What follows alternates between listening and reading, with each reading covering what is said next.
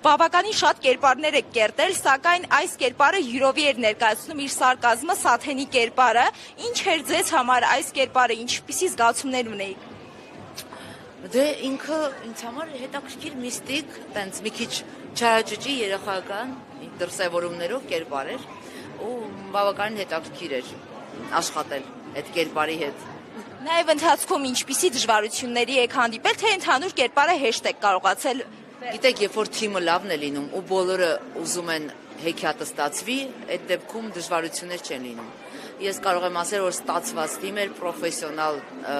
յուրաքանչյուրը իր ասպարեզում եւ բոլորը համախմբված էին մի գաղափարի շուրջ ու այդ իսկ պատճառով ես վստահ եմ, որ այդ դրական լավ լիցքերը մենք կարողանալու ենք նաեւ փոխանցել այն մարդկանց, ովքեր վայելում են մեզ հետ միասին այսօր ֆիլմը։ Ես այնքան հուզված եմ լուրջ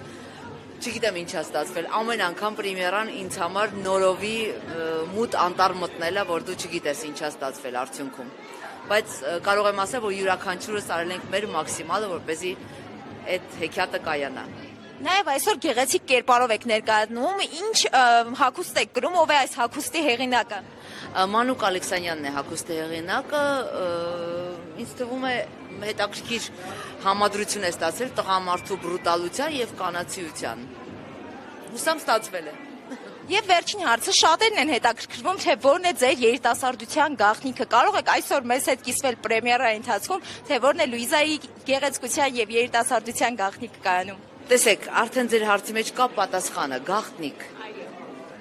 Շնորհակալ ենք, չկարողացանք ստանալ գաղտնիքի պատասխանը։ Բոլորին բարի դիտում եմ մաղթում,